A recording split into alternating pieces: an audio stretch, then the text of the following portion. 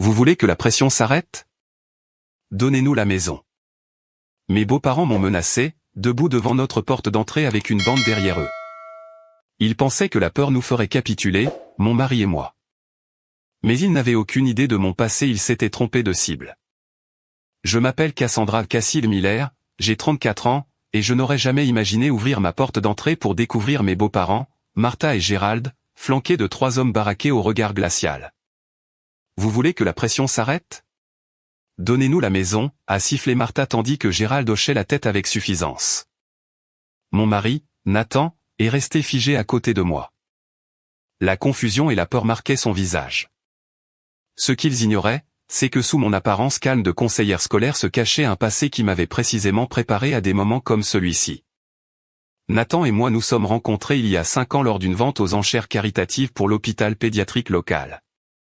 J'étais bénévole au stand d'inscription quand cet homme grand, gentil, aux cheveux bruns légèrement en désordre s'est approché avec un don étonnamment généreux pour quelqu'un qui ne portait pas les vêtements typiques d'un riche donateur. Nous avons commencé à discuter et, à la fin de la soirée, nous avions échangé nos numéros. Il y avait quelque chose de doux mais confiant chez Nathan qui m'a tout de suite attiré. Notre histoire d'amour a avancé rapidement. Après seulement 8 mois de relation, il m'a demandé en mariage lors d'une randonnée vers une cascade que nous adorions tous les deux. La carrière de Nathan en tant qu'ingénieur architecte le tenait occupé à concevoir des bâtiments commerciaux durables, tandis que j'avais trouvé ma place en tant que conseillère d'orientation au lycée. Ce que Nathan ignorait à l'époque, c'est que ce choix de carrière était une décision délibérée pour m'éloigner de mon ancienne vie.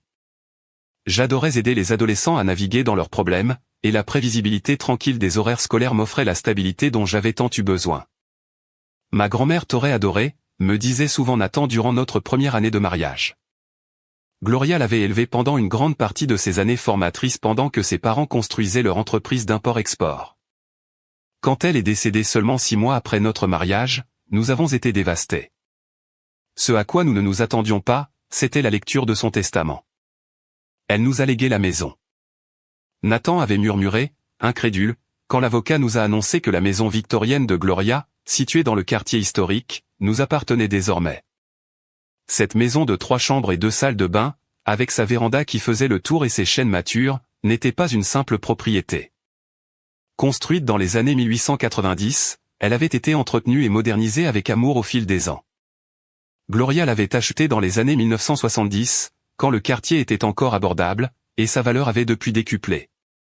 C'est ici qu'on passait les étés à attraper des lucioles, m'a raconté Nathan la première fois qu'il m'a fait visiter, les yeux embués en me montrant le jardin arrière. C'est dans cette cuisine qu'elle m'a appris à faire des cookies. Chaque pièce portait des souvenirs pour lui, et très vite elles ont commencé à en porter pour nous aussi. Nous passions nos week-ends à arracher les vieux papiers peints et à peindre les murs dans des couleurs modernes et douces. Nous avons modernisé la cuisine avec de nouveaux plans de travail tout en conservant les placards d'origine. La maison était un mélange parfait de charme historique et de confort moderne, et on sentait comme si l'esprit de Gloria approuvait nos changements. Ce qui est devenu très clair très rapidement, cependant, c'est que les parents de Nathan n'approuvaient pas. Martha et Gérald avaient toujours été froids envers moi, mais l'héritage a transformé leur attitude en hostilité ouverte. Elle aurait dû nous la laisser, avais-je surpris Martha dire à un parent lors de la réception après les funérailles. Qu'est-ce qu'ils y connaissent à l'entretien d'une propriété historique? Dès le début, Martha avait fait comprendre que je n'étais pas la femme qu'elle imaginait pour son fils. Lors de notre première rencontre, elle m'avait scruté d'un œil critique, posant des questions pointues sur mes origines familiales et mon éducation. Quand j'ai expliqué que j'avais grandi avec une mère célibataire et que j'avais fréquenté une université d'État grâce à des bourses, son sourire crispé m'a tout dit sur son opinion. Gérald était plus direct.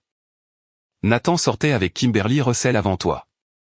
Tu sais, son père possède la moitié des biens immobiliers commerciaux du centre-ville, a-t-il mentionné lors de notre dîner de fiançailles.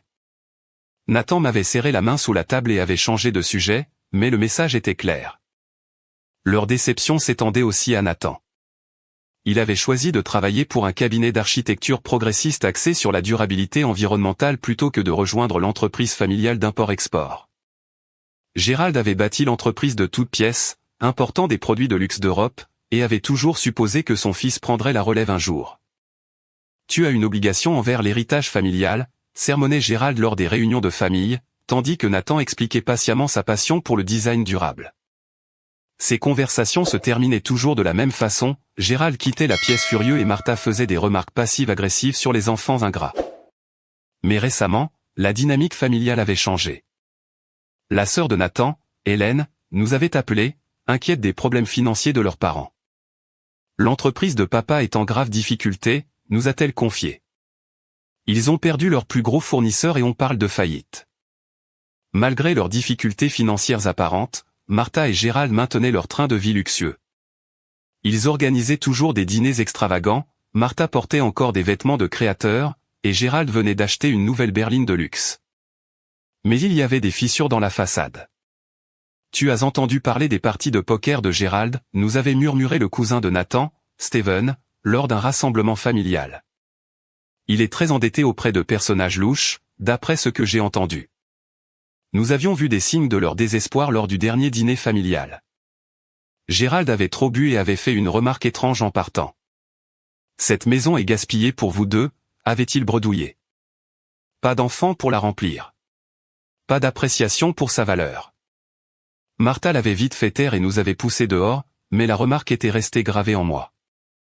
Il y avait quelque chose de calculateur dans les yeux de Gérald qui me mettait mal à l'aise. Ils sont juste amers à cause de l'héritage, m'avait rassuré Nathan sur le trajet du retour. Ils finiront par s'en remettre.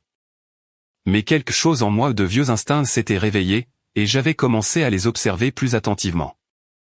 Ces instincts, longtemps endormis, allaient bientôt se révéler d'une précision terrifiante. La sonnette a retenti un dimanche après-midi pendant que Nathan et moi planifions la rénovation du jardin. Par le Judas, j'ai vu les cheveux argentés parfaitement coiffés de Martha et la silhouette imposante de Gérald. Ils n'ont pas dit qu'il passait, a dit Nathan, surpris, en ouvrant la porte. Le sourire chaleureux qu'il préparait est mort sur ses lèvres quand il a vu non seulement ses parents, mais 3 hommes derrière eux. Martha portait un trench coat de créateur malgré le temps clément. Son maquillage était impeccable comme toujours, mais ses yeux avaient une dureté que je n'avais jamais vue auparavant. Gérald se tenait les épaules carrées, sa montre de luxe captant la lumière tandis qu'il ajustait sa position. « Il faut qu'on parle », a dit Gérald en poussant Nathan pour entrer dans notre vestibule sans attendre d'invitation. Martha l'a suivi, ses talons claquant sur le parquet. Les 3 hommes sont entrés en dernier, se déployant légèrement dans l'entrée d'une manière qui a immédiatement déclenché mes alarmes. « Voici Marcus », a dit Gérald en désignant un homme grand et large d'épaules aux cheveux très courts et à la cicatrice au-dessus du sourcil droit. « Et Devon est 3, a-t-il ajouté en hochant la tête vers les 2 autres. Devon était plus petit mais très musclé, avec des tatouages visibles aux poignets. 3 était plus mince, avec des yeux calculateurs qui balayaient constamment notre maison. « Qu'est-ce qui se passe, papa ?» a demandé Nathan, la voix tendue, en se rapprochant instinctivement de moi. « Nous sommes venus régler la question de la maison », a dit Martha d'une voix coupante et professionnelle. « Les choses sont devenues compliquées, et nous avons besoin d'une solution simple. » Gérald a sorti une enveloppe de la poche de sa veste. « Ce sont des documents transférant la propriété de cette maison à nous. Signez-les aujourd'hui, et nous vous autoriserons à rester locataire pendant 3 mois le temps de trouver autre chose. » Quoi? La voix de Nathan est montée dans l'incrédulité. « C'est notre maison. Grand-mère Gloria nous l'a léguée légalement. » « Ne sois pas naïf, a rétorqué Gérald sèchement. « Je ne signe rien, a déclaré Nathan fermement. « C'est notre foyer. » L'expression de Martha s'est durcie. « Vous nous menacez ?» ai-je demandé, retrouvant ma voix. Les yeux de Gérald ont glissé vers les 3 hommes qui observaient l'échange en silence. « Je dis simplement que des accidents arrivent quand les dettes ne sont pas payées. Les maisons prennent feu. Les voitures tombent en panne. Les gens se blessent. Sortez, a dit Nathan, la voix tremblante de colère. Sortez de notre maison tout de suite. Réfléchissez bien, a dit Gérald en posant l'enveloppe sur notre table d'appoint. Vous avez 24 heures pour prendre la bonne décision. Ils sont partis sans un mot de plus, les 3 hommes les suivant jusqu'à un SUV noir garé le long du trottoir. Nathan a immédiatement verrouillé la porte et s'est appuyé contre elle, le visage blême. « Je n'arrive pas à croire que ça arrive », a-t-il murmuré. Mes propres parents. Il a sorti son téléphone et composé le numéro de son père. J'entendais la voix de Gérald dans le haut-parleur, froide et distante. « Tu as repris tes esprits ?» a demandé Gérald sans préambule. « Papa, c'est insensé. Tu ne peux pas exiger notre maison et nous menacer. Qu'est-ce qui se passe vraiment? Laisse-moi t'aider à trouver une autre solution pour l'entreprise. Il n'y a pas d'autre solution. La maison vaut plus d'1 million sur le marché actuel. Ça règle notre problème. Ton problème, c'est de décider si ta maison vaut plus que ta sécurité. Tu ne peux pas penser ça. Tu es mon père. Maman ne te laisserait pas faire ça. Rien de personnel? Tu menaces ton propre fils. 24 heures, a dit Gérald fermement, puis la ligne a été coupée. Nathan a fixé son téléphone, incrédule. Il m'a raccroché au nez. Mon propre père vient de nous menacer et de me raccrocher au nez. Nous sommes passés à la cuisine où Nathan s'est effondré sur une chaise, les mains tremblantes. Je lui ai préparé du thé, mon esprit déjà en train de calculer risques et plans de contingence. Je ne comprends pas comment ils peuvent faire ça, a dit Nathan, la voix vide. Ce sont les gens qui m'ont élevé. Comment peuvent-ils amener des criminels chez nous et nous menacer? Je pense que ton père est dans une situation bien plus grave qu'on ne le pensait, ai-je dit prudemment. Ces hommes n'étaient pas de simples voyous au hasard. Ils se déplaçaient comme des professionnels. Nathan a levé les yeux brusquement. Comment tu sais ça? J'ai hésité. Juste une observation. Le point est qu'on doit prendre ça au sérieux. Ce n'étaient pas des menaces en l'air. On devrait appeler la police, a demandé Nathan. Pas encore, ai-je répondu, me surprenant moi-même. On n'a pas de preuves concrètes de menaces, juste des sous-entendus.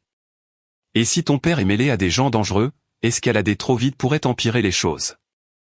Alors qu'est-ce qu'on fait? D'abord, on renforce la sécurité. Nouvelle serrure ce soir.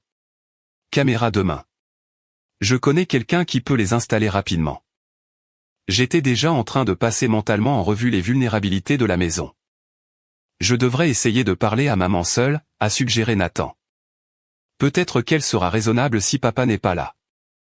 J'ai hoché la tête, même si je doutais que Martha soit plus raisonnable. La détermination froide dans ses yeux m'avait déjà tout dit. On va s'en sortir, lui ai-je assuré en lui serrant la main. Ils ont choisi la mauvaise maison à viser. Nathan m'a adressé un faible sourire, ne comprenant pas encore pleinement le sens de mes paroles. Il ne pouvait pas savoir que les compétences que j'avais passé des années à essayer d'enterrer étaient déjà en train de se réveiller, que mon esprit cartographiait déjà stratégie défensive et plan de secours. Pour l'instant, je le laisserai croire que nous n'étions qu'un couple ordinaire face à une menace inhabituelle. Mais si Gérald et ses gros bras nous poussaient plus loin, ils découvriraient exactement pourquoi ils avaient bel et bien choisi la mauvaise cible. 3 jours après l'ultimatum, Nathan m'a réveillé à 6 heures du matin, la voix tendue par la colère. Ils ont crevé mes pneus, m'a-t-il dit tandis que je le suivais dans l'allée en peignoir. Sa voiture était de travers, les 4 pneus à plat avec des entailles nettes au couteau visibles dans le caoutchouc. La portière côté conducteur avait été rayée sur toute sa longueur. Sous l'essuie-glace, une note imprimée sur du papier blanc ordinaire. Ce n'est que le début. Réconsidérez notre offre. On appelle la police, ai-je dit fermement, toute hésitation disparue. C'était un dommage matériel documenté avec une menace implicite. Il nous fallait un dossier officiel. L'officier Ryan Davis est arrivé 30 minutes plus tard. Un homme solide avec une approche méthodique que j'ai appréciée. Il a tout documenté soigneusement, a pris la note comme preuve et a posé les bonnes questions. Vous avez des caméras de sécurité, a-t-il demandé en regardant autour de la propriété. Elles seront installées demain, lui ai-je répondu. Nous avons reçu des menaces verbales récemment. De la part de qui, a-t-il demandé, stylo en suspens au-dessus de son carnet. Nathan a hésité, puis a soupiré. Mes parents. Ils veulent qu'on leur transfère la maison. L'entreprise de mon père est en train de couler et ils ont besoin d'argent. L'officier Davis a froncé les sourcils. Et vous pensez qu'ils sont responsables de ce vandalisme? Ils sont venus avec 3 hommes il y a 3 jours. Mon père a sous-entendu que des accidents pouvaient arriver si on ne coopérait pas. L'officier a pris des notes détaillées. Je vais enregistrer le rapport, mais sans témoin ni preuve vidéo, il sera difficile de prouver qui a fait ça. On comprend, ai-je dit. On veut juste que ce soit consigné au cas où ça dégénère davantage. Je vous recommande une ordonnance de protection, a suggéré l'officier Davis, et faites installer ces caméras le plus vite possible. Après son départ, Nathan a appelé son patron pour expliquer qu'il serait en retard. Ma voiture a été vandalisée, a-t-il dit d'une voix lasse. Il faut que je la fasse remorquer et que je trouve une voiture de location. J'ai conduit Nathan au travail après avoir organisé le remorquage vers un garage. Il était silencieux pendant le trajet, le visage marqué par le stress. Je viens te chercher à 17 h, lui ai-je dit quand il est descendu. Appelle-moi s'il se passe quoi que ce soit. Merci, Cassie, a-t-il répondu en se penchant pour m'embrasser. Je ne sais pas ce que je ferais sans toi en ce moment. J'ai passé la matinée à appeler des sociétés de sécurité et à organiser une installation accélérée de caméras et d'un système d'alarme surveillé.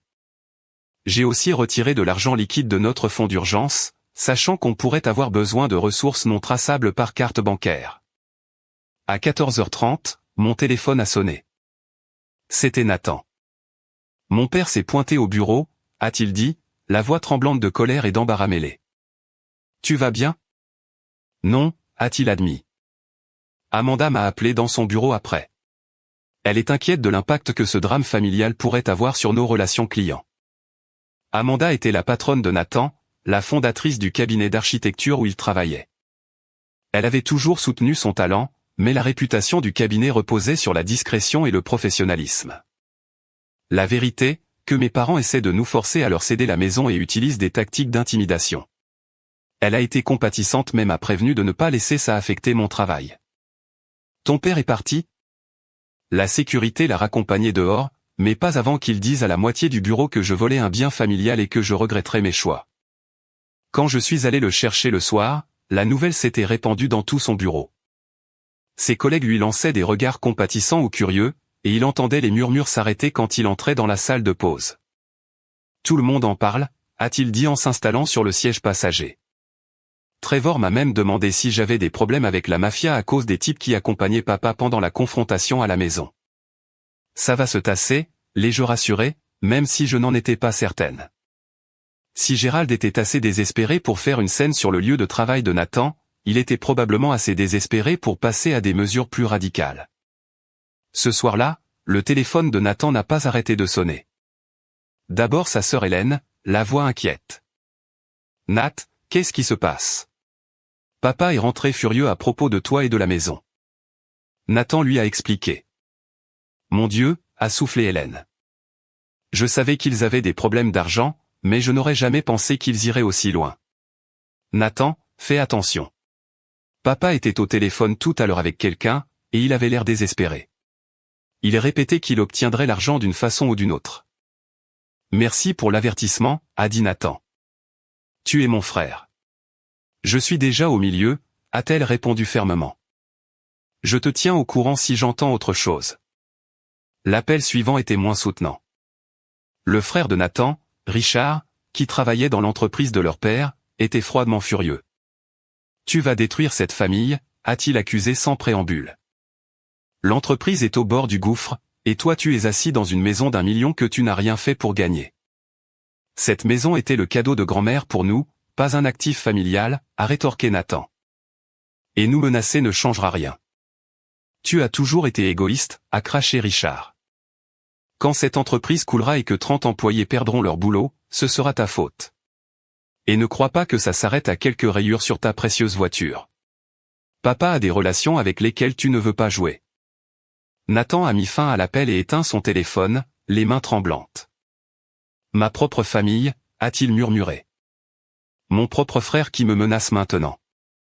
Je me suis assise à côté de lui sur le canapé et lui ai pris la main. On va s'en sortir, ai-je promis. Le système de sécurité sera installé demain et j'ai déjà parlé à un avocat pour l'ordonnance de protection. Je n'arrête pas de me dire que ça ne peut pas être réel, a dit Nathan. Que je vais me réveiller et que mes parents seront les gens que je croyais qu'ils étaient. Je ne savais pas comment lui dire que les gens ne sont souvent pas ce qu'on croit. Que parfois les masques sont si convaincants que, quand ils tombent enfin, la réalité est méconnaissable. J'avais appris cette leçon il y a des années dans mon ancienne carrière, mais Nathan l'apprenait maintenant de la manière la plus douloureuse possible. Essaie de dormir un peu, ai-je dit doucement. Je vais veiller cette nuit. Tu ne peux pas rester éveillé toute la nuit, a-t-il protesté. Fais-moi confiance, ai-je répondu avec un petit sourire. J'ai de l'entraînement. Il n'a pas questionné ce que je voulais dire, trop épuisé par les événements de la journée pour remarquer l'allusion à mon passé. Tandis qu'il sombrait dans un sommeil agité, je me suis posté près de la fenêtre avec une vue dégagée sur l'allée et le jardin avant. Prête pour une longue nuit de vigilance. L'installation de la sécurité ne pouvait pas arriver assez vite. Et bientôt, j'allais devoir décider combien de mon passé révéler à Nathan, car si les choses continuaient à dégénérer, j'allais devoir utiliser des compétences que j'avais espéré ne jamais réutiliser. La semaine qui a suivi le vandalisme de la voiture a apporté un calme tendu. Trop calme. Les parents de Nathan n'ont plus donné signe de vie, et les hommes menaçants n'ont pas réapparu. Mais au lieu du soulagement, j'ai ressenti une angoisse croissante. Ce n'était pas une retraite. C'était une patience tactique. Le vendredi après-midi, pendant que Nathan était au travail, j'ai pris une décision.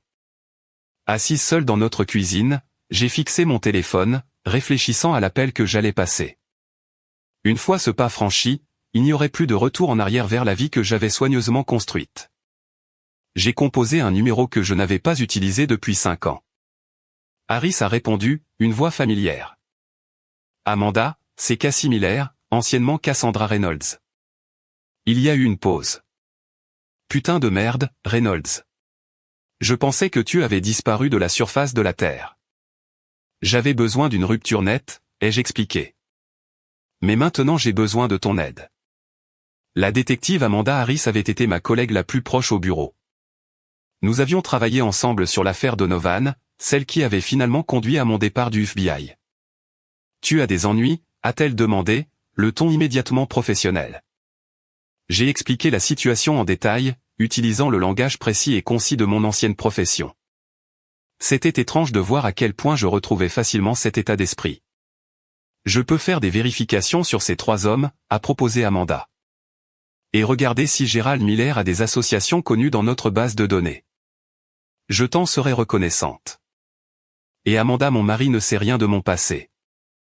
Rien du tout, a-t-elle demandé, surprise. Il pense que j'ai toujours été conseillère scolaire et que je suis venue ici pour un nouveau départ après une rupture difficile. Amanda a sifflé doucement. C'est une sacrée couverture. Tu comptes lui dire maintenant? Je ne vois pas comment je peux l'éviter. Pas si je veux le protéger correctement. Après avoir raccroché, j'ai passé l'après-midi à me préparer. J'ai sorti une boîte verrouillée du fond de notre placard, cachée derrière les vêtements d'hiver. À l'intérieur, un petit Glock 43, correctement enregistré et entretenu, même si je ne l'avais pas tiré depuis des années. Il y avait aussi mes anciennes accréditations, des notes de dossier et des photos que j'avais gardées comme assurance malgré le protocole officiel exigeant leur restitution. Quand Nathan est rentré, j'avais préparé le dîner et ouvert une bouteille de son vin préféré sur la table.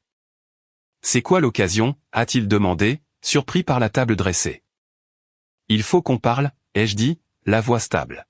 « Et tu auras peut-être envie d'un verre de vin pour cette conversation. » Nous avons mangé dans un silence relatif, Nathan sentant la gravité de ce que j'allais dire. Quand nous avons fini, j'ai pris une profonde inspiration. « Nathan, il y a quelque chose d'important sur moi que je ne t'ai jamais dit. Quelque chose qui change la façon dont nous devons gérer la situation avec tes parents. » Il a posé son verre de vin, me donnant toute son attention. Avant de devenir conseillère scolaire, j'avais une autre carrière. J'ai marqué une pause, le regardant droit dans les yeux. J'étais agente du FBI, spécialisée dans les enquêtes sur le crime organisé. Nathan m'a fixé, l'expression figée entre incrédulité et confusion. Tu étais quoi? Agente du FBI pendant 8 ans. J'ai quitté le bureau il y a 5 ans, juste avant qu'on se rencontre. C'est impossible, a-t-il balbutié. Tu es conseillère. Tu as un diplôme en psychologie. Tes collègues te connaissent de l'école supérieure. Mon diplôme de premier cycle est en psychologie. Mes diplômes de master ont été en partie établis comme couverture après mon départ du bureau. J'ai bien suivi une formation légitime en counseling, mais mon historique a été ajusté. J'ai ouvert la boîte verrouillée que j'avais posée à côté de la table et lui ai montré mes anciennes accréditations. Je faisais partie d'une task force sur le crime organisé. Ma dernière affaire concernait le démantèlement de la famille Donovan à Boston. Ils étaient impliqués dans tout, racket, trafic d'êtres humains. Nathan a pris mon ancienne carte d'identité, fixant la photo de moi avec les cheveux plus courts et une expression plus sévère. Pourquoi tu ne m'as rien dit? On est mariés depuis 4 ans. L'affaire Donovan s'est mal terminée. Une source a été compromise. 2 agents sont morts. J'ai reçu des menaces contre ma famille. J'ai dégluti difficilement. J'ai demandé une nouvelle identité et un nouveau lieu. Pas exactement la protection des témoins, mais un nouveau départ soutenu par le bureau. Dire quoi que ce soit sur mon passé aurait pu créer des risques. Même à ton mari? Sa voix portait de la douleur. Surtout à mon mari. Moins tu en savais, plus tu étais en sécurité. J'ai tendu la main vers la sienne. Nathan a retiré sa main, s'est levé et a commencé à faire les 100 pas dans la cuisine. Donc, pendant toute notre relation, tu m'as menti sur quelque chose de fondamental. Je n'ai jamais menti sur qui je suis en tant que personne, ai-je dit doucement. Mes sentiments pour toi, mes valeurs, la vie qu'on a construite. Tout ça est réel. Je ne pouvais simplement pas te parler de mon passé professionnel. Et tu me le dis maintenant à cause de mes parents, à cause des menaces. J'ai hoché la tête. J'ai une formation et des contacts qui peuvent nous aider. Les hommes que ton père a amenés ici, les tactiques qu'ils utilisent, je reconnais les schémas. Ce n'est pas juste un drame familial désespéré, Nathan. Ton père s'est probablement impliqué avec des figures du crime organisé pour maintenir son entreprise à flot. Nathan s'est rassis lourdement. C'est insensé. Mon père, ce type coincé du country club, impliqué avec des criminels. Ma femme, une ancienne agente du FBI. J'ai l'impression d'être dans un film bizarre. Je sais que c'est beaucoup à encaisser, ai-je reconnu. Qu'est-ce que tu suggères exactement? Comme quoi? Comme une tentative plus agressive pour nous forcer à partir ou nous faire du mal. J'ai hésité. Nathan, je sais comment ces situations évoluent généralement. Le schéma indique qu'on n'a pas encore vu le pire. Nathan est resté silencieux un long moment, fixant mon ancien badge. Finalement, il a levé les yeux, troublé mais clair. Je suis en colère que tu m'aies caché ça, a-t-il dit doucement. Je pensais qu'on n'avait pas de secret. Mais là, on a des problèmes plus immédiats. Il a pris une profonde inspiration. Dis-moi ce qu'on doit faire. Le soulagement m'a traversé, même si je savais que cette conversation était loin d'être terminée. La douleur dans ses yeux me disait qu'on revisiterait cette trahison de confiance de nombreuses fois. Merci de comprendre, ai-je dit doucement. Je ne comprends pas complètement, a-t-il admis. Mais je te fais confiance. Même maintenant, je te fais confiance parce que tu avais des raisons, et honnêtement, avoir une agente du FBI pour femme pourrait être exactement ce dont on a besoin en ce moment. Je lui ai adressé un petit sourire. Ancienne agente du FBI, mais certaines compétences ne s'oublient jamais. Tandis que je commençais à lui exposer notre plan de sécurité, j'observais Nathan lutter pour réconcilier la femme qu'il avait épousée avec cette nouvelle révélation. Cela prendrait du temps pour qu'il digère, mais le temps était précisément ce que nous n'avions peut-être pas. Gérald et ses associés n'attendraient pas qu'on règle nos problèmes conjugaux. Et j'avais raison. Le lendemain matin a apporté la preuve que la situation allait devenir bien pire. Nous sommes rentrés des courses le samedi pour trouver notre porte d'entrée légèrement entr'ouverte. Nathan a bougé pour entrer, mais je l'ai attrapé par le bras et l'ai tiré en arrière vers la voiture. « Appelle la police », ai-je ordonné, la voix basse et urgente. « Où tu vas » a-t-il demandé tandis que je fouillais dans mon sac pour dégager la maison. « Cassie, non » a-t-il protesté. « S'il y a quelqu'un dedans, fais-moi confiance pour ma formation » ai-je dit fermement en révélant mon Glock. « Passe l'appel maintenant. » J'ai approché la maison prudemment, utilisant les techniques qui avaient autrefois été une seconde nature. Le système de sécurité aurait dû nous alerter de toute intrusion, mais un coup d'œil rapide au panneau de contrôle a montré qu'il avait été désactivé. Travail de pro. Pièce par pièce, j'ai sécurisé la maison, la trouvant vide d'intrus, mais complètement saccagée. Dans le bureau, nos classeurs étaient ouverts, les papiers éparpillés au sol. Le coffre derrière la bibliothèque était ouvert et vide, les bijoux de famille et l'argent liquide d'urgence avaient disparu. Mais c'était le caractère ciblé de la fouille qui confirmait mes soupçons. Des documents spécifiques manquaient, l'acte de propriété, les papiers d'assurance, nos pièces d'identité. Ce n'était pas un cambriolage au hasard. C'était une tentative ciblée pour recueillir des informations et des objets de valeur. Dans la chambre, un message avait été peint à la bombe sur le mur. La prochaine fois, vous serez à la maison. J'ai entendu les sirènes approcher et j'ai rengainé mon arme avant l'arrivée de la police. L'officier Davis faisait partie des agents intervenus, son expression sombre en découvrant les dégâts. Vous avez de la chance de ne pas être là, a-t-il commenté pendant que son partenaire photographiait le graffiti. Ce n'était pas de la chance, ai-je répondu. Ils connaissaient notre routine. Ils ont attendu qu'on parte. Nathan se tenait dans l'embrasure de la porte de notre chambre, le visage blême. Ils ont pris l'acte de propriété, a-t-il dit. Et les bijoux de grand-mère Gloria. Vérifiez vos enregistrements de sécurité, a suggéré l'officier Davis. La société devrait avoir une sauvegarde cloud même s'ils ont désactivé le panneau principal. Il avait raison. Quand les techniciens de la société de sécurité sont arrivés, ils ont pu récupérer les images montrant Troy et Devon entrant par la porte arrière, leur mouvement méthodique et entraîné. L'horodatage indiquait qu'ils étaient entrés seulement 20 minutes après notre départ. Je les reconnais, a dit l'officier Davis en étudiant les images. Ce sont des associés connus de Frank Wilson, un petit exécutant pour des opérations plus importantes. Frank Wilson, ai-je répété, enregistrant le nom pour des recherches ultérieures. Après le départ de la police, Nathan et moi avons commencé le nettoyage. Pendant qu'on travaillait en silence, son téléphone a sonné. C'était Richard. Vous profitez bien de votre week-end, a demandé son frère, le ton suffisant. J'ai entendu dire que vous aviez eu des visiteurs inattendus. Les jointures de Nathan ont blanchi autour du téléphone. Tu savais? Tu savais qu'ils allaient cambrioler notre maison.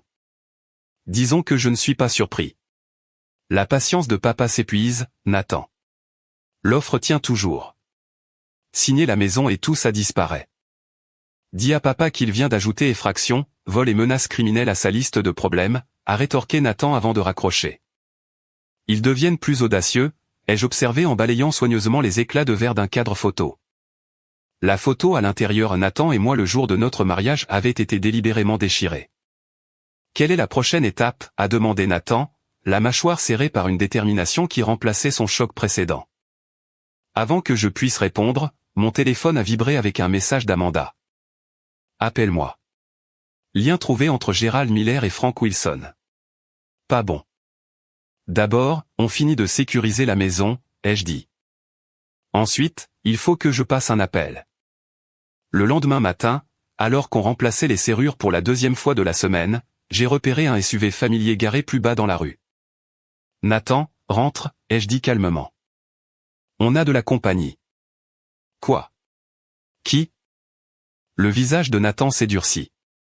J'appelle la police. Pas encore, ai-je répondu. Laisse-moi gérer ça d'abord. Malgré les protestations de Nathan, je suis allé calmement jusqu'à ma voiture et j'ai roulé jusqu'au supermarché voisin. Comme prévu, le SUV noir m'a suivi à distance discrète. Dans le parking du magasin, j'ai délibérément garé dans un coin isolé et j'ai attendu. Marcus s'est approché de ma vitre, sa confiance visible dans sa posture détendue. Il ne me voyait clairement pas comme une menace. Madame Miller, a-t-il dit avec un sourire qui n'atteignait pas ses yeux. Drôle de vous croiser ici. Vraiment, ai-je répondu froidement. On dirait plutôt que vous me croisez très délibérément. Il a ri. Juste un œil sur une propriété de valeur. Votre beau-père est très inquiet pour son investissement. Ce n'est pas son investissement, ai-je rétorqué.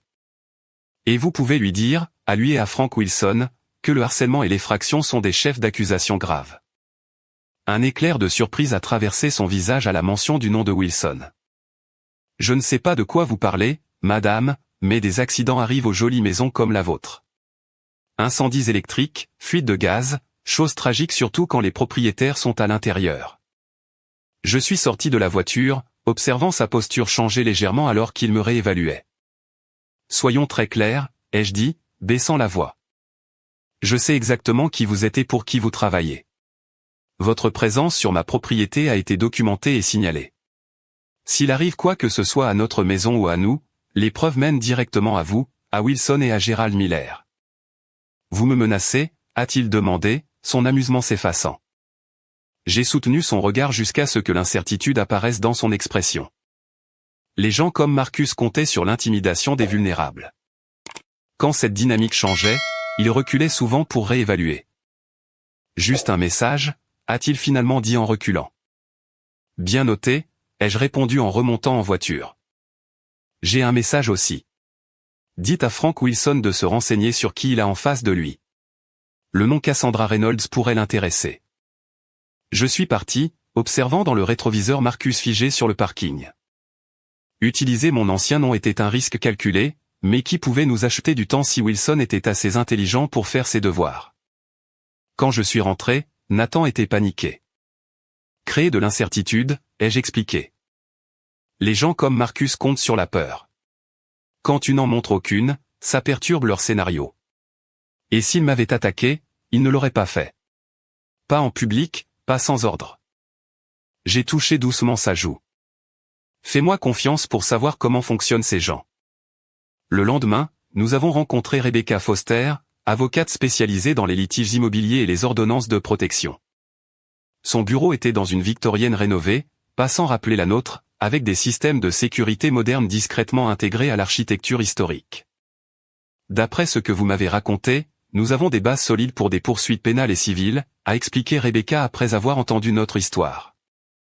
Les menaces documentées, l'effraction, le vandalisme, tout cela crée un schéma clair de harcèlement et d'intimidation. Et pour la maison elle-même, a demandé Nathan. Pourraient-ils avoir un quelconque droit légal dessus? Aucun, a assuré Rebecca. J'ai examiné le testament et le transfert de propriété. C'est inattaquable. Votre grand-mère l'a légué spécifiquement à vous, pas à vos parents. Il y a plus, ai-je ajouté. J'ai des raisons de croire que Gerald Miller est endetté auprès de Frank Wilson, une figure criminelle connue dans la région. La pression pour acquérir notre propriété vient probablement de cette dette. Les sourcils de Rebecca se sont levés.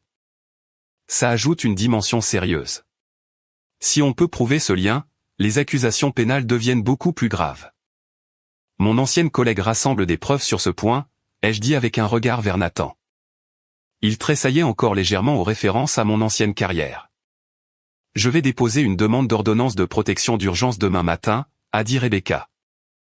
En attendant, documentez tout.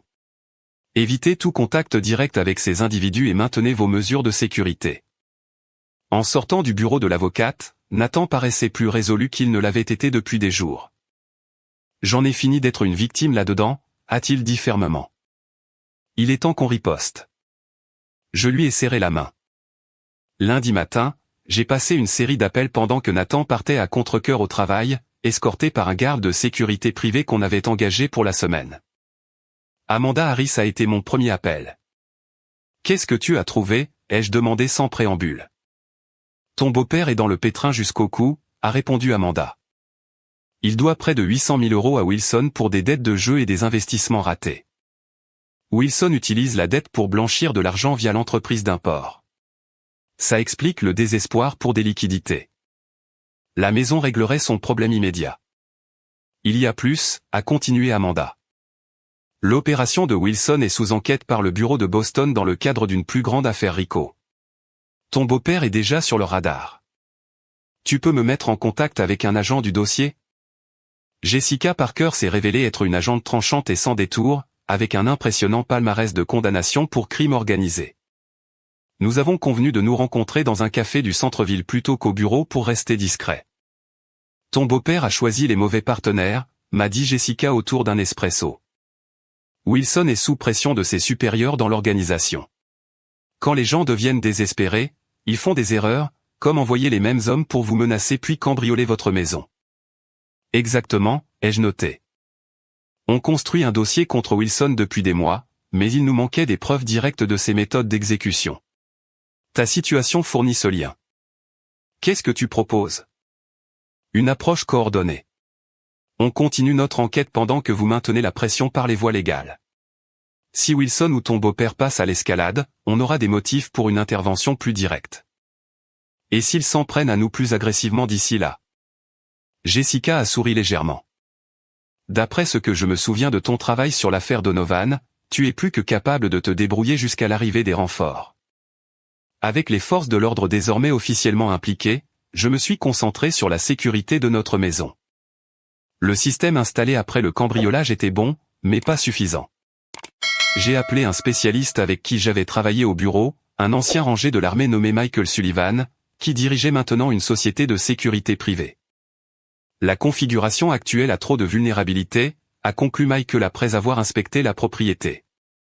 Je peux vous upgrader vers un système qui ferait pâlir Fort Knox, mais ça va coûter. Faites-le, ai-je autorisé. L'argent n'est pas un problème en ce moment. En 48 heures, notre maison avait une surveillance de niveau militaire, des points d'entrée renforcés, des capteurs de mouvement et une pièce de sécurité convertie à partir de notre dressing. L'équipe de Michael a travaillé efficacement, terminant l'installation juste au moment où Nathan rentrait du travail le mardi. Tout ça est vraiment nécessaire, a demandé Nathan en regardant les techniciens calibrer les dernières caméras. Mieux vaut l'avoir et ne pas en avoir besoin, ai-je répondu. Et puis, on ne se protège pas seulement nous-mêmes maintenant. On rassemble des preuves. Ce soir-là, j'ai délibérément appelé un joaillier local connu pour racheter des pièces de succession et j'ai mentionné fort qu'on apporterait les bijoux de famille restants pour expertise jeudi. Puis j'ai appelé notre compagnie d'assurance pour discuter d'une augmentation de couverture pour les objets irremplaçables encore à la maison. « Qu'est-ce que tu fais » a demandé Nathan quand j'ai raccroché. « Je crée un appât » ai-je expliqué. « On a besoin qu'il fasse un autre mouvement, mais cette fois à nos conditions. » « Tu essaies de les faire revenir cambrioler » a-t-il demandé, incrédule. Dans une situation contrôlée où on est préparé et où on peut tout documenter. J'ai exposé le plan. Il pense qu'on est vulnérable et effrayé. On va utiliser cette méprise. L'étape suivante était de confronter Richard. Le frère de Nathan avait été le complice volontaire de Gérald et représentait potentiellement notre maillon le plus faible pour recueillir des preuves. Nous avons arrangé de le croiser à un événement familial pour l'anniversaire d'un cousin, dans un restaurant du centre-ville. La tension était palpable quand nous sommes arrivés. Martha et Gérald avaient choisi de ne pas venir, mais Richard était là avec sa femme Laura, qui semblait mal à l'aise avec toute la situation. « Je suis surpris que vous ayez eu le culot de venir », a dit Richard quand il nous a vus, la voix juste assez basse pour que les autres membres de la famille n'entendent pas. « Ce n'est pas nous qui devrions avoir honte », a répondu Nathan calmement. « Tu sais combien sur l'arrangement de papa avec Frank Wilson ?» Le visage de Richard a légèrement blêmi. « Je ne sais pas de quoi tu parles. »« Le FBI, si, ai-je interjeté doucement. Ils construisent une affaire RICO en ce moment même. Tous ceux qui sont impliqués risquent de lourdes accusations. »« Vous bluffez » a sifflé Richard. Mais l'incertitude dans ses yeux était claire. « On a le cambriolage sur vidéo » a continué Nathan. 3 et Devon sont déjà identifiés dans les rapports de police. La question est, jusqu'où es-tu impliqué? Tu savais juste, ou tu as aidé à planifier? J'ai discrètement activé l'enregistreur dans mon sac. Richard a regardé nerveusement autour de lui, puis s'est penché plus près. Écoutez, je ne savais pas qu'ils allaient cambrioler. Papa a juste dit qu'il mettait la pression pour que vous soyez raisonnable sur la maison. Il en a besoin pour payer Wilson avant que ça empire. Empirer comment, a insisté Nathan. Les gens de Wilson ne jouent pas, papa a dit, soit ils récupèrent l'argent en vendant votre maison, soit ils se remboursent sur l'entreprise et la famille. Richard a eu la décence d'avoir l'air honteux. Je protégeais l'entreprise, nos employés, le nom de la famille en devenant nous-mêmes des criminels, a dit Nathan platement. Richard a hésité. En quittant le restaurant, l'enregistrement en sécurité, Nathan était silencieux. Apprendre le rôle de sa mère l'avait durement frappé. « Il faut que je lui parle », a-t-il finalement dit. En tête-à-tête. « Tu es sûr que c'est sage ?»« Non, mais c'est nécessaire. J'ai besoin de l'entendre directement d'elle. » Le lendemain matin, Nathan a organisé une rencontre avec Martha dans un café près de son rendez-vous hebdomadaire chez le coiffeur. Je surveillais depuis ma voiture de l'autre côté de la rue, prête à intervenir si nécessaire. Leur conversation était intense. Je n'entendais pas les mots, mais je voyais le visage de Martha passer de la supériorité composée à la colère défensive, puis à quelque chose ressemblant à de la peur, tandis que Nathan lui révélait probablement tout ce qu'on savait. Quand elle est partie 30 minutes plus tard, sa posture parfaite s'était effondrée et elle jetait des regards nerveux autour d'elle avant de se précipiter vers sa voiture. Elle a tout admis, m'a rapporté Nathan quand il est revenu à la voiture. Papa doit de l'argent à Wilson pour des dettes de jeu et des investissements ratés. Ils utilisent l'entreprise pour blanchir de l'argent pour l'organisation de Wilson.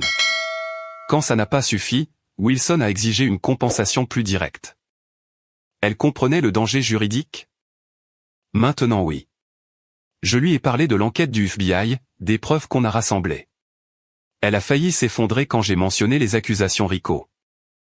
Nathan a regardé par la fenêtre. Elle m'a supplié de reconsidérer pour la maison. Dit que c'était la seule issue pour eux. Et qu'est-ce que tu lui as répondu? Qu'ils ont choisi ce chemin, pas nous. Que des criminels ont menacé leur fils et leur belle-fille. Que grand-mère Gloria aurait eu honte. Sa voix s'est légèrement brisée. Et que s'ils s'approchent encore de nous, on utilisera chaque preuve qu'on a. Pendant qu'on rentrait, j'ai reçu un message de Jessica Parker. Wilson passe à l'action. Restez vigilants. Renfort prêt si besoin. Notre piège était tendu. Il ne restait plus qu'à attendre que quelqu'un morde à l'hameçon. Jeudi soir, je me suis installé dans notre nouvelle pièce de sécurité, transformée à partir du dressing, surveillant les flux des caméras pendant que Nathan essayait de dormir dans notre chambre. Le rendez-vous chez le joaillier dont j'avais parlé fort avait été fixé au vendredi matin, ce qui faisait de la nuit de jeudi le moment logique pour une nouvelle tentative de cambriolage. À 23h43, l'alarme périmétrique m'a alerté silencieusement d'un mouvement dans le jardin arrière. 3 silhouettes sont apparues sur la caméra infrarouge, approchant de la porte de derrière. J'ai reconnu immédiatement 3, Devon et Marcus. Nathan, ai-je appelé doucement par l'interphone. Ils sont là, 3 d'entre eux à la porte arrière. Active le protocole 2. Nathan avait insisté pour participer au plan malgré mes inquiétudes. Il s'est rapidement mis en position dans le couloir à l'étage, d'où il pouvait surveiller le 2e niveau tout en restant hors de vue. J'ai regardé 3 travailler sur la serrure de la porte arrière pendant que les autres faisaient le guet. Malgré la sécurité renforcée, ils ont réussi à désactiver le panneau d'alarme visible et sont entrés en quelques minutes. Travail de professionnel, confirmant mes soupçons sur leur passé. Une fois à l'intérieur, j'ai activé l'alarme silencieuse qui alertait à la fois notre équipe de sécurité privée et les officiers de police que Jessica avait postés à proximité. Puis j'ai envoyé le message texte convenu. Canari dans la cage. Les intrus se sont déplacés méthodiquement au rez-de-chaussée, se dirigeant directement vers le bureau où nous avions placé ostensiblement un nouveau coffre-fort. À l'intérieur, des bijoux de pacotille faits pour ressembler à des vrais, ainsi que de faux documents pour des comptes offshore. Une autre amorce. Ils sont au coffre, a murmuré Nathan par l'interphone. Reste en position, lui ai-je rappelé. Les renforts sont à 3 minutes.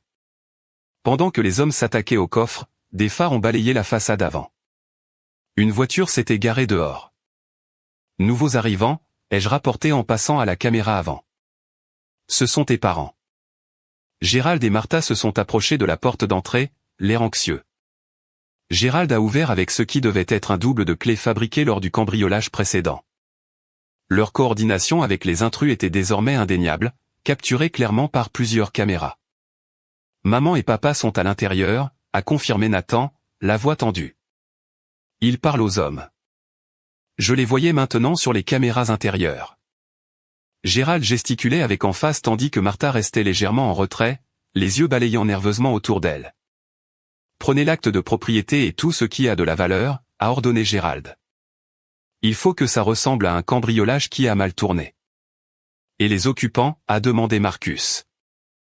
Gérald a hésité, puis a dit. Faites ce que vous avez à faire. Assurez-vous juste qu'on obtienne ce dont on a besoin. Martha a étouffé un cri. Gérald, tu avais dit que personne ne serait blessé. Tais-toi, a sifflé Gérald. C'est trop tard pour avoir des scrupules. C'était tout ce dont nous avions besoin comme preuve. J'ai appuyé sur le bouton d'alerte finale qui déclenchait l'équipe tactique, puis j'ai utilisé le système d'interphone de la maison pour m'adresser aux intrus. Le chaos a éclaté. 3 et Devon se sont rués vers la porte arrière tandis que Marcus brandissait une arme. Gérald est resté figé de stupeur pendant que Martha commençait à pleurer. Agents fédéraux. Personne ne bouge, ont crié des voix dehors alors que les équipes tactiques forçaient les 2 entrées simultanément. En quelques secondes, la maison grouillait d'agents du FBI et de policiers. Troy et Devon ont été plaqués au sol en tentant de fuir, tandis que Marcus a rendu son arme après un face-à-face tendu. Gérald et Martha ont été menottés et conduits dehors vers les véhicules qui attendaient. Je suis sorti de la pièce de sécurité pour trouver Nathan debout en haut de l'escalier, observant la scène avec une expression stupéfaite. « C'est fini », lui ai-je dit en lui prenant la main. Tout est enregistré. Multiples crimes graves, complots, preuves claires de leur lien avec Wilson. Nathan a hoché la tête en silence, regardant ses parents être placés dans des voitures de police séparées. Jessica Parker s'est approchée une fois la scène sécurisée. « Opération manuelle », a-t-elle commenté. On a aussi Wilson en garde à vue. On l'a interpellé en même temps dans son club du centre-ville. Son organisation est terminée. Et maintenant, a demandé Nathan. Les accusations formelles seront déposées demain. Les preuves sont accablantes, donc je m'attends à ce que des accords de plaidés coupables soient proposés. Vos parents risquent de lourdes peines, mais une coopération pourrait les réduire. Pendant que les équipes de police traitaient la scène, Nathan et moi nous sommes assis sur la véranda, observant l'activité. Les lumières bleues et rouges balayaient le jardin, illuminant la façade historique de la maison qui était devenue le centre de tant de conflits. Je n'aurais jamais imaginé que ça finirait comme ça, a dit Nathan doucement. Mes parents me notaient. Leur entreprise exposée comme une opération de blanchiment. Je suis désolé que ça en soit arrivé là, ai-je répondu sincèrement. Malgré tout, c'était toujours ses parents. Ne le sois pas. Ils ont fait leur choix. Il m'a serré la main. Et d'une étrange manière, leurs menaces ont fait sortir la vérité sur toi. Plus de secrets entre nous. J'ai hoché la tête, réalisant qu'il avait raison. La crise m'avait forcé à révéler mon passé, mais en le faisant, elle avait supprimé la barrière que j'avais construite entre mon ancienne et ma nouvelle identité. Plus de secrets, ai-je acquiescé. Cassandra Reynolds et Cassie Miller sont enfin la même personne. Au lever du jour sur le quartier, la dernière voiture de police est partie. Notre maison est redevenue silencieuse, mais fondamentalement changée. Comme nous, elle avait traversé une tempête et était restée debout, peut-être plus forte d'avoir été mise à l'épreuve. Conclusion à l'après-coup. Les procédures judiciaires ont avancé rapidement grâce aux preuves accablantes et à l'enquête RICO plus large sur l'organisation de Wilson. Les procureurs avaient un dossier solide. Gérald a fait face à des accusations de complot, extorsion, blanchiment d'argent et incitation au cambriolage. Martha a été accusée de complicité, bien que son avocat ait plaidé avec succès qu'elle avait été contrainte par son mari. Troy, Devon et Marcus ont rapidement retourné leur veste contre leurs employeurs, témoignant contre Wilson et Gérald en échange de peines réduites. Richard s'est également retrouvé accusé pour son rôle dans la campagne d'intimidation. Nathan a témoigné lors de l'audience préliminaire de son père, la voix ferme en racontant les menaces et les cambriolages. Je suis resté assise dans la salle d'audience, regardant sa force avec fierté. Mon père a trahi tout ce qu'il prétendait valoriser, a-t-il déclaré au tribunal. Gérald a à peine regardé Nathan pendant le témoignage, les yeux fixés sur la table devant lui. Martha, assise à part avec son propre avocat, pleurait doucement. Au final, Gérald a accepté un accord de plaidé coupable qu'il a envoyé en prison fédérale pour 12 ans. Martha a écopé de 5 ans de mise à l'épreuve et de travaux d'intérêt général. Leur entreprise a été liquidée pour payer des réparations, et tous deux ont été interdits à vie d'exercer dans le secteur financier. Les répercussions ont secoué toute la famille. Certains parents ont refusé de nous parler, accusant Nathan d'avoir détruit la famille. D'autres, comme Hélène, se sont fermement rangés de notre côté. J'ai toujours su que papa avait un côté sombre, m'a-t-elle confié un après-midi autour d'un café. La façon dont il menaçait de couper mes fonds universitaires dès que je n'étais pas d'accord. La façon dont il montait Richard et Nathan l'un contre l'autre. Mais je n'aurais jamais imaginé qu'il irait aussi loin. La situation de Richard s'est avérée compliquée. Initialement accusé de co-conspirateur, il a finalement obtenu une peine avec sursis après avoir coopéré avec les procureurs. Son mariage avec Laura n'a pas survécu au scandale et il a déménagé à l'autre bout du pays pour recommencer. Des mois après les arrestations, Richard a appelé Nathan. J'avais tort, a-t-il dit simplement. J'ai cru les mensonges de papa parce que je le voulais. Parce que c'était plus facile que d'admettre ce qu'il était devenu. Ça va prendre du temps, Rich, a répondu Nathan. La confiance ne se reconstruit pas en une nuit.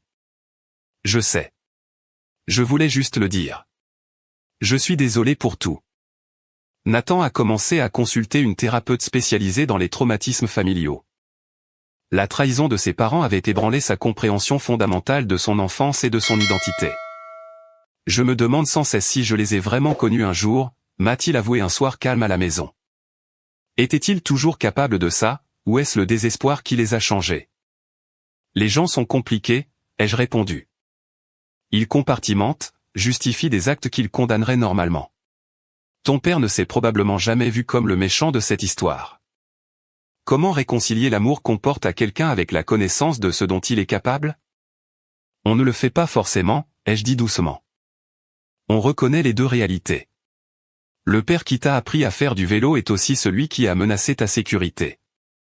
Les deux versions sont vraies. Ma propre vie professionnelle a également changé. Après des discussions avec Nathan et une réflexion approfondie, j'ai décidé de revenir dans les forces de l'ordre à temps partiel. Le bureau de Boston m'a proposé un poste de consultante spécialisée dans les crimes financiers, me permettant d'utiliser mon expertise tout en maintenant ma pratique de conseillère. Tu es sûr, m'a demandé Nathan quand je lui ai montré la lettre d'offre. Tu avais quitté ce monde pour une raison. J'avais quitté parce que j'avais besoin d'échapper après une affaire traumatisante, ai-je expliqué. Mais réutiliser ces compétences pour nous protéger, pour riposter, j'ai réalisé que je me cachais d'une partie de moi qui n'a pas besoin de rester cachée. Il a hoché la tête, pensif. J'aime l'idée que tu n'aies plus à compartimenter. La Cassie entière est plus grande que la somme de ses parties. Notre maison, source de tant de conflits, est devenue le symbole de notre résilience. Nous avons continué les rénovations interrompues, créant un espace qui honorait à la fois l'héritage de Gloria et notre propre parcours. Je pense que grand-mère approuverait les améliorations de sécurité, a plaisanté Nathan en installant de nouveaux éclairages dans le jardin. Elle disait toujours, mieux vaut prévenir que guérir. Pour le premier anniversaire de la nuit qui avait mis fin aux menaces, nous avons organisé un dîner pour ceux qui nous avaient soutenus, Hélène et son mari, Amanda Harris, Jessica Parker et Rebecca Foster, tous réunis autour de la table à manger ancienne de Gloria. Nous avons levé nos verres pour un toast. Aux maisons, a dit simplement Nathan, pas seulement au bâtiment, mais à la sécurité et à la vérité qu'elles contiennent. Et aux mauvaises cibles choisies, ai-je ajouté avec un sourire, en lui prenant la main. Tandis que nos amis riaient et que la conversation coulait, j'ai regardé autour de la maison que nous avions défendue si durement. Ce n'était pas seulement la structure physique qui avait été menacée, mais la vie et l'avenir que nous construisions ensemble. En luttant pour l'une, nous avions renforcé l'autre. Plus tard cette nuit-là, alors que Nathan et moi étions sur la véranda à regarder les étoiles, il a passé son bras autour de moi. Tu sais, quand j'ai découvert ton passé au FBI, j'étais choqué. Mais maintenant, je ne t'imagine plus autrement. Même avec toutes les complications que ça a apportées, surtout avec elle, parce que c'est ça qui t'a fait tel que tu es.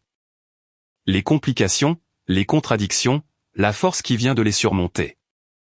J'ai posé ma tête sur son épaule, me sentant vraiment chez moi, à la fois dans notre maison et dans mon identité, pour la première fois depuis des années. Tu avais raison cette nuit-là, a murmuré Nathan. Ils ont vraiment choisi la mauvaise cible. J'aimerais connaître vos pensées sur cette histoire. Avez-vous déjà dû tenir tête à des membres de votre famille qui ont franchi les limites? Qu'auriez-vous fait à la place de Cassie et Nathan? Merci d'avoir regardé. Prenez soin de vous. Bonne chance. Après avoir écouté l'histoire d'aujourd'hui, peut-être qu'elle a soulevé de nouvelles questions dans votre esprit ou ravivé de vieux souvenirs. Chaque jour sur Reddit, de nouvelles expériences et moments créent de nouvelles histoires qui nous relient tous. Chacun a son propre parcours unique dans la vie et nous essayons tous de comprendre le monde à notre façon. Ces moments nous rappellent que nous sommes tous humains, parfois heureux, parfois tristes, et toujours en train d'apprendre quelque chose de nouveau. Si vous avez aimé cette histoire, n'hésitez pas à la partager avec vos amis. Vos réflexions et vos retours sont toujours précieux pour nous, ils nous motivent à créer du contenu encore meilleur. Chaque histoire a son angle unique, et notre objectif est de comprendre le point de vue de chacun et de rendre notre contenu diversifié et relatable. Des histoires comme celle-ci nous aident à réaliser que le voyage de la vie est différent pour tout le monde. Et en écoutant les histoires des autres, on apprend toujours quelque chose de nouveau. Vous pouvez aussi partager vos propres histoires avec nous. Vos expériences sont précieuses pour nous également. Et si vous avez aimé cette vidéo, laissez votre avis. Nous visons à créer du contenu qui illumine votre esprit et vous donne de nouvelles idées à chaque fois. Même si vous avez déjà vu cette vidéo auparavant, votre retour reste important. Avec chaque commentaire, nous pouvons améliorer notre contenu et apporter une nouvelle perspective à nos spectateurs. Aujourd'hui, ce que nous avons vu n'était qu'une petite partie des nombreuses histoires partagées sur Reddit et dans le monde entier. C'est un rappel de la façon dont nous essayons tous de comprendre la vie en partageant nos expériences les uns avec les autres. Cette vidéo n'était qu'un exemple de comment nous essayons de nous connecter aux autres à travers le storytelling, en découvrant les différentes facettes de la vie. Nous espérons continuer à partager des histoires qui nous aident tous à apprendre et à grandir ensemble. Merci pour votre temps et n'oubliez pas de rester à l'affût des prochaines histoires à venir. Si ce n'est pas déjà fait, likez et abonnez-vous pour plus de contenu incroyable. Votre soutien nous permet de continuer et nous nous efforcerons de vous apporter encore plus d'histoires stimulantes et touchantes. À la prochaine, prenez soin de vous et restez curieux.